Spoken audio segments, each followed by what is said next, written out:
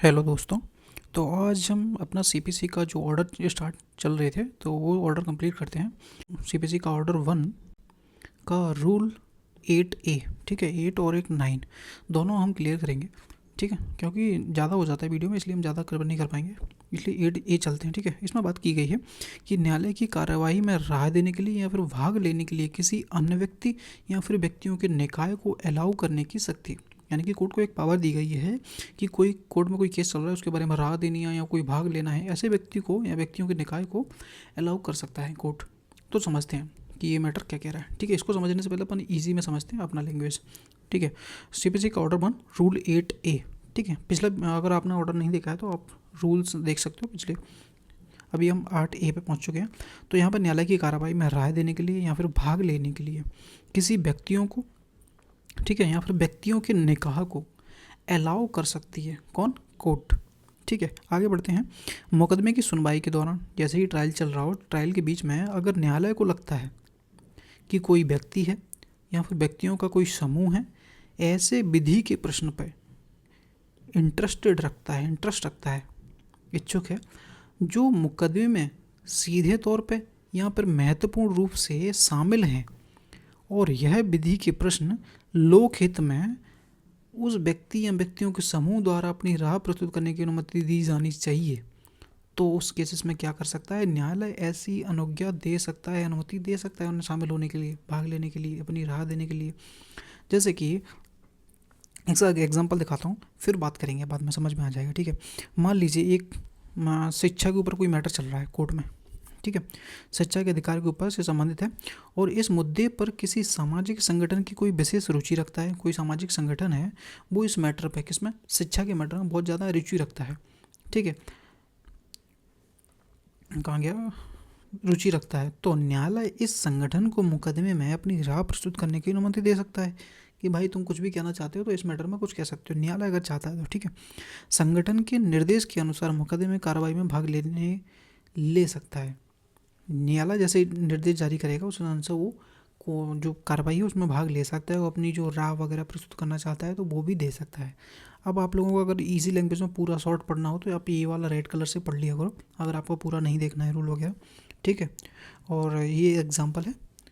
तो ये हमारा ये रूल 8A क्लियर होता है कि भाई अगर कोई सीधे डायरेक्टली क्वेश्चन बनता है या फिर कोई विधि के ऊपर प्रश्न है और जनता के हित में ऐसा ज़रूरी है, और इस विषय पे कोई सब्जेक्ट मैटर पे कोई इंटरेस्ट रखता है, कौन सा? कोई व्यक्ति हो सकता है या फिर व्यक्तियों का कोई निकाह होता है, संगठन हो सकता है, वो इसमें इंटरेस्टेड है शिक्षा के मैटर में, या कोई भी ऐसा मैटर हो सकता है जो पब्लिक के वेलफेयर के लिए हो, तो उस मैटर में अपनी राय देने के लिए ऐसे व्यक्तियों को अलाउ कर सकता है कोर्ट 8A में।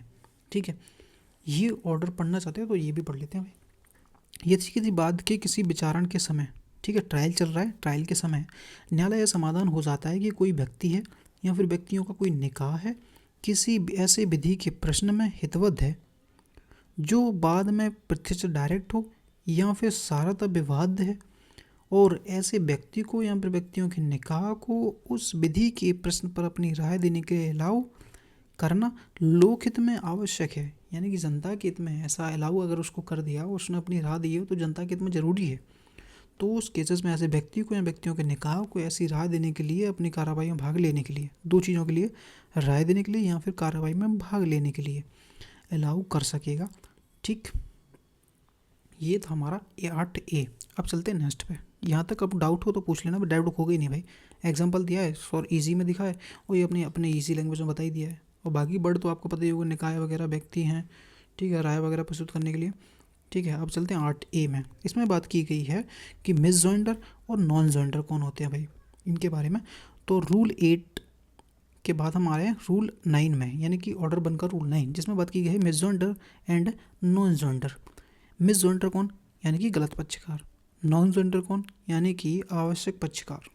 ठीक है, गलत पक्षकार और आवश्यक पक्षों को शामिल ना करने के बारे में कोई प्रोविज़न है अपने वाले। ठीक है, किसी मुकदमे को केवल इस आधार पर खारिज नहीं कर सकते, यानी कि कोई मैटर कोर्ट में चल रहा है उसको इस ग्राउंड पे आप खारिज नहीं कर सकते कि उसमें जो पक्षकार हैं वो गलत पक्षकार को शामिल कर लिया है आपने, यानी कि मिस जॉइंडर को शामिल कर लिया है कि कोर्ट केस में, तो इस आधार पे आप कोर्ट केस को खारिज नहीं करोगे, सीधी बात, पहली बात। सेकंड है, कुछ आवश्यक पक्षों को शामिल नहीं किया गया भाई, नॉन जेंडर आवश्यक पक्ष थे उनको शामिल नहीं किया है तुमने, या फिर गलत पक्षकार शामिल हो गए हैं, तो इन दोनों के आधार पर कोई भी सूट है जो खारिज नहीं होगा।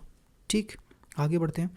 न्यायालय मुकदमे में शामिल विवाद को उन विषयों के अधिकारों और हितों के आधार पर निपटा सकता है, अधिकारों और हितों के आधार पर निपटा सकता है जो उनके हैं मैटर में, जो वास्तव में उस मुकदमे में हैं।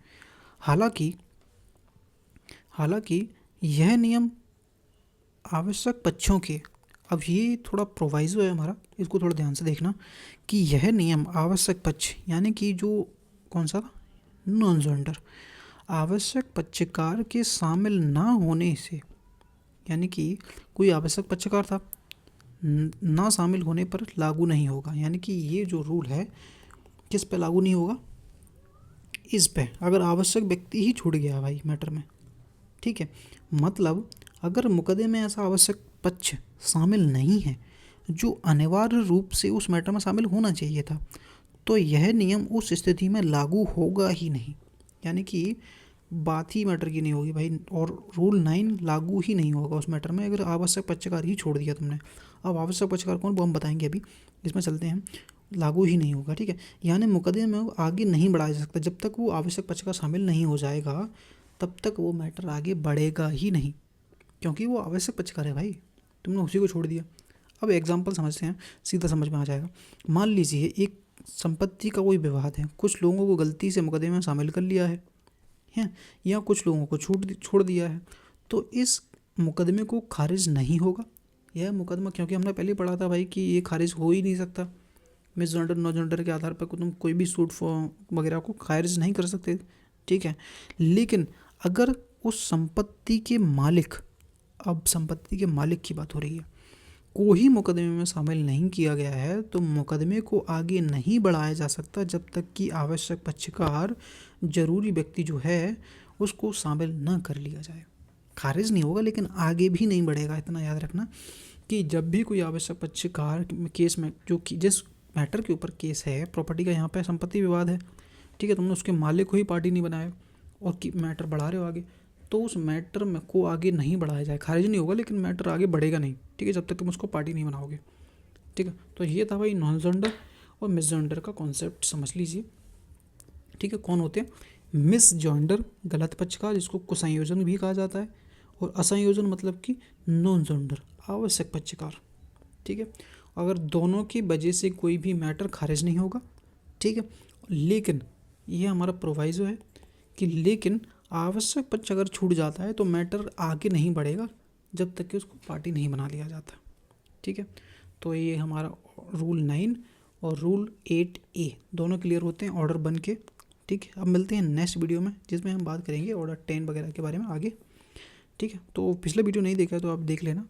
ठीक है, हम ऑर्डर जल्दी थोड़ा क्लियर करेंगे अपनी ईजी लैंग्वेज में, तो एग्जांपल भी हम देते हैं थोड़ा ईजी वाला। ये थोड़ा अगर पूरा नहीं पढ़ना है रूल तो ये रेड कलर वाला पढ़ लिया करो, और जब भी आप रिवीजन करो ना इनका तो 1.5x स्पीड में लगा के आप इसको रिवीजन कर लेना, तो आपके रिवीजन जल्दी हो जाएंगे। ठीक है, और एक चार्ट भी बना के तैयार कर लीजिएगा, जब भी ये पूरा ऑर्डर कंप्लीट हो जाएगा ना तो ऑर्डर 1 में क्या है, वो ऑर्डर 1 के रूल 1 में क्या है, रूल 2 में क्या है, एक हेडिंग लिख लिया करो, और जब भी रिवाइज़ करना हो तो आप उसको एक बार पढ़ के एक पेज पे उसको रिवाइज़ करके अपने याद कर लेना जल्दी जल्दी।